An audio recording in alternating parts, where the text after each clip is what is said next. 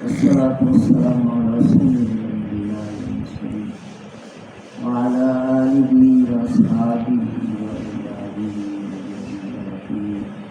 وأهل بيته أجمعين برحمتك يا أرحم.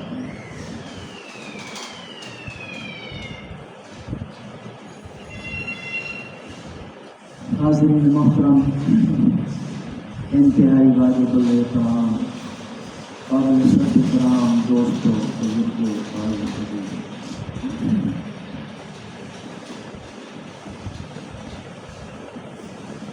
آج سے تقریباً 3000 سال پہلے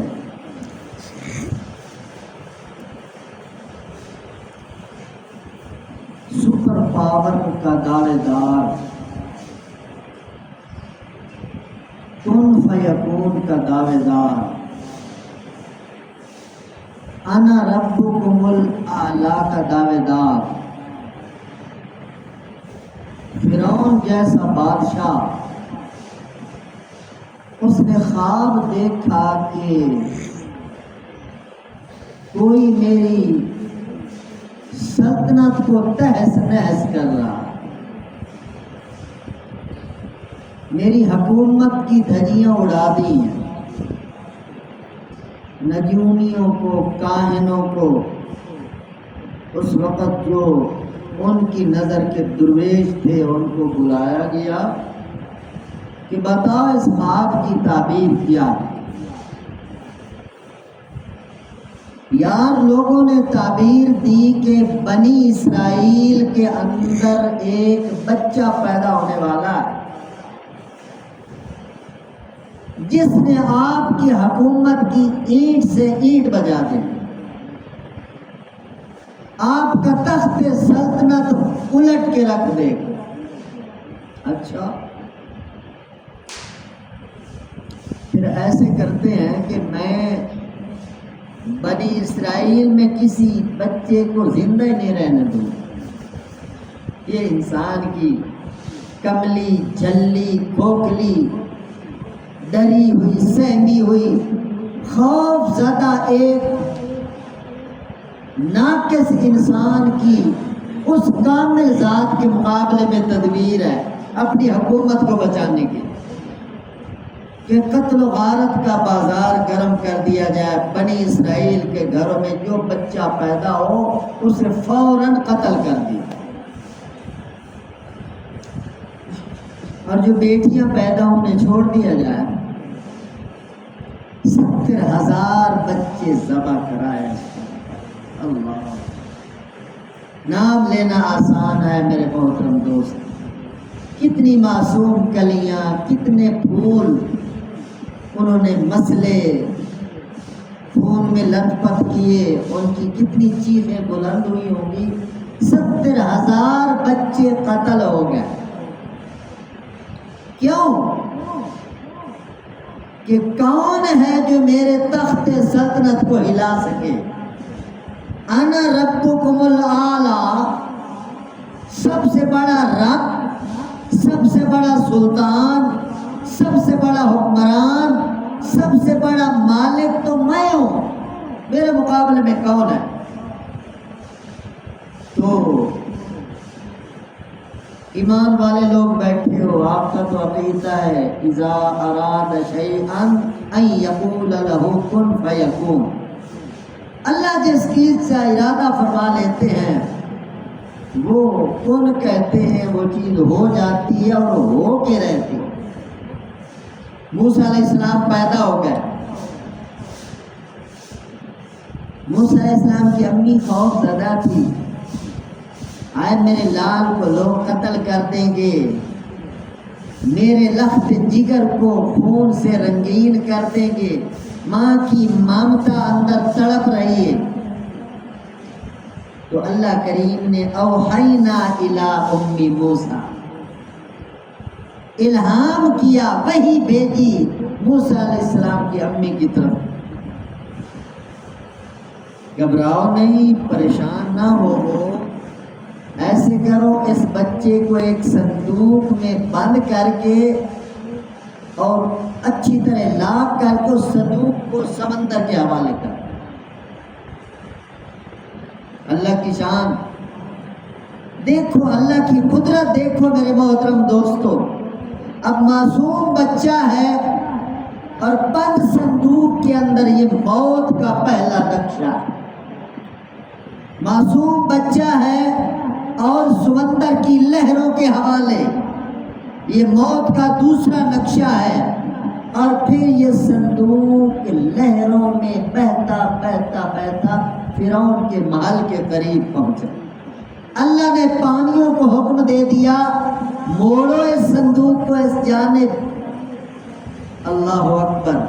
اللہ بتانا چاہتے ہیں کہ جب میں کسی چیز کا ارادہ کر لیتا ہوں پھر ناممکن کو بھی ممکن بنا دیتا ہوں۔ اور فرعون کے محل کے پاس جا کے، قریب جا کے وہ صندوق ٹچ ہوتا ہے اور فوجیوں نے نکال لیا اور پکڑ کے لے گئے فرعون کے پاس۔ حضرت آسیہ نے دیکھا اور حضرت آسیہ نے فرمایا کہ یہ تو بڑا پیارا بچہ ہے، ہماری اولاد نہیں، اس کو اپنا بچہ ہی بنا لیتے، یہ تو بڑی دل کی ٹھنڈک لگتی ہے۔ اللہ کی شان، اللہ نے فرعون جیسے قاتل یا پھر ظالم کے دل کے اندر موسیٰ علیہ السلام کی محبت ڈالی۔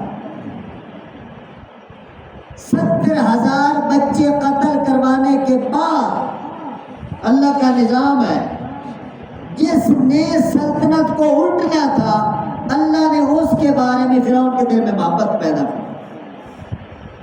اب فرعون محبت سے دیکھ رہا ہے کہ اس کو تو بیٹا ہی بنایا، او نتخذہ ولدا، ہم اپنا بیٹا ہی بنا لیں گے۔ مگر اللہ کی شان، مختلف عورتوں کو بلایا گیا، اس شیر خوار معصوم پھول کو کوئی دودھ پلائے۔ جو عورت دودھ پلانے آتی ہے، موسیٰ علیہ السلام دودھ نہیں پیتے، کیوں؟ قرآن کہتا ہے وَحَرَّمْنَا عَلَيْهِ الْمَرَاضِيَ مِنْ قَبْلِ، اللہ فرماتے ہیں ہم نے موسیٰ علیہ السلام پر تمام عورتوں کا دودھ حرام کر دیا تھا۔ اے موسیٰ بے شک تڑپتے رہو، بچپن کے اندر سسکتے رہو، دودھ پینا ہے تو اپنی امی کا پینا ہے۔ اللہ اکبر، بڑا عجیب معاملہ ہے۔ اب موسیٰ علیہ السلام معصوم بچے ہیں، روتے جا رہے ہیں مگر دودھ نہیں پیتے۔ اور موسیٰ علیہ السلام کی بہن جو سمندر کے کنارے کنارے دیکھتی جا رہی تھی، میرے بھائی کا صندوق جا رہا ہے، پتہ نہیں کن مصیبتوں کے حوالے ہو گئے، ان کو تو نہیں پتہ تھا کہ اللہ کیا کرنے والا ہے۔ تو میرے محترم دوستو، جب کسی کا دودھ نہ پیا موسیٰ علیہ السلام نے تو ان کی بہن نے محل میں جا کے کہا کہ میں آپ کے خاتون بتاتی ہوں شاید ان کا دودھ پی۔ تو انہوں نے کہا بڑی اچھی بات ہے، بتائیں۔ تو فوراً دوڑی دوڑی گھر گئیں اور اپنی امی کو بلا لائیں، اور جب امی نے سینے سے لگایا تو موسیٰ علیہ السلام دودھ پینے لگے، اصلی ماں کا دودھ پینے لگ گئے، کیونکہ یہ اللہ کا وعدہ تھا حضرت موسیٰ علیہ السلام کی امی کے ساتھ کہ آپ نے گھبرانا نہیں، ہم جس طرح سمندر کے حوالے موسیٰ علیہ السلام کروا رہے ہیں اسی طرح آپ کی گود میں اسے پہنچائیں گے۔ تو میرے محترم دوستو، حضرت موسیٰ علیہ السلام اپنی امی کی گود میں پرورش پاتے ہیں اور شاہی خرچے پر سارا نظام چل رہا ہے۔ موسیٰ علیہ السلام بڑے ہوئے اور بڑا تفصیلی واقعہ ہے، اللہ کی شان پھر نبی بن کر فرعون کے دربار میں آتے ہیں۔ اللہ پاک نے فرمایا جاؤ فرعون کے دربار میں جا کے توحید کا اعلان کر دو۔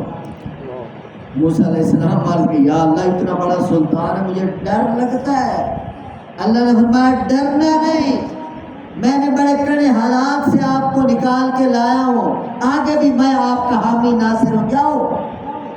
تو میرے محترم دوست موسیٰ علیہ السلام اللہ کے حکم پر گئے، اور پھر بات چلتی چلتی وہ وقت بھی آیا کہ موسیٰ علیہ السلام اپنے بنی اسرائیلیوں کو لے کر سمندر سے پار چلے گئے، اور یہ لاکھوں کا لشکر فرعون سمیت اسی سمندر کے اندر ڈبکیاں لے لے کے مرا۔ تو بات یہ ثابت ہوتی ہے کہ اللہ پاک جس کو عزت دینے کا، جس کو بچانے کا فیصلہ فرما لیتے ہیں، دنیا کی کوئی طاقت اس فیصلے کو رد نہیں کر سکتی۔ سپر پاور دراصل اللہ کی ذات ہے، باقی سارے بہروپیے ہیں، بناوٹی لوگ ہیں، اصل طاقت میرے دوستو اللہ کے پاس ہے۔ اسی ذات پر ایمان رکھنا ہے، اسی پر توکل رکھنا ہے۔ جو اس پر ایمان اور توکل اور تقوی اختیار کرتا ہے، اللہ پھر اپنی رحمت کے آغوش میں اسے لے لیتے ہیں۔ اللہ مجھے اور آپ سب کو ہمیشہ اپنی ذات عالی کے ساتھ وابستہ رہنے کی توفیق نصیب کرنا۔ الحمدللہ رب العالمین والعاقبۃ للمتقین والصلاة والسلام علی سید الانبیاء والمرسلین۔